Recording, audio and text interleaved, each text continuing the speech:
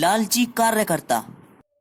सीमा को एक कार्यालय के काम के लिए तत्काल बाहर जाना पड़ा और जल्दी में उसने अपने पैसे चटाई के नीचे ही रख दिए और वहां से चली गई। जब सीमा कार्यालय के काम से वापस लौटी तो उसने अपनी तसल्ली के लिए उसने फर्श उठाया और उसने देखा कि वहां से उसके पैसे चोरी हो गए हैं। सीमा ने तुरंत ही डिटेक्टिव मेहुल को बुलवाया और उनसे उस समय मौजूद घर के श्रमिकों से पूछताछ भी करवाई। सीमा ने कहा, घर में 3 श्रमिक हैं। चित्रकार बोलता है, मुझे डकैती के बारे में कुछ भी नहीं पता क्योंकि मैं बाहर की दीवारों को चित्रित कर रहा था। फिर मेहुल इलेक्ट्रीशियन से पूछता है। इलेक्ट्रीशियन कहता है, मैं हॉल में टीवी की मरम्मत कर रहा था। आखिरी दफा मेहुल क्लीनर से पूछता है। क्लीनर कहती है, मुझे कुछ भी नहीं पता क्योंकि मैं पूरे घर के फर्श को साफ करने में व्यस्त थी। मेहुल इनको देखकर तुरंत समझ गया था कि पैसे किसने चुराए हैं। तो क्या आप बता सकते हैं कि वे पैसे किसने चुराए होंगे? चित्रकार ने, या बिजली मिस्त्री ने, या सफाई वाली ने? सोचिए सोचिए।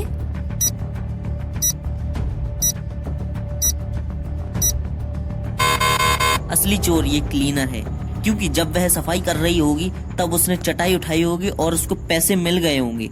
तो असली चोर ये क्लीनर ही है। अवांछित अतिथि। रोहन स्कीइंग के लिए बाहर चला गया था। जब वह घर लौटा तो उसने पाया कि किसी ने उसके घर में मूल्यवान चीजें चुरा ली हैं। फिर जासूस मेहुल को बुलवाया जाता है। जासूस मेहुल को घर के बाहर चोर के पदयात्रा मिला। उन्होंने रोहन के रिश्तेदारों पर संदेह किया और उनसे पूछताछ की। सबसे पहले रोहन के चाचा से पूछताछ की। रोहन के चाचा ने कहा, मेरी चोटों के कारण मैं एक व्हीलचेयर का उपयोग करता हूँ, मैं नहीं चल सकता, मैं कैसे चोरी कर सकता हूँ।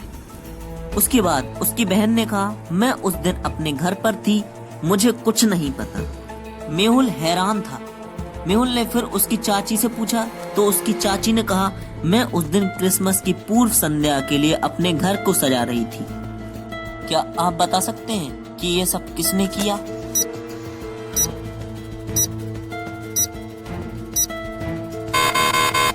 असली चोर ये चाचा है। नक्शे कदम पर छड़ी के निशान भी हैं। कोई चोरी करने के लिए छड़ी की मदद से आया था।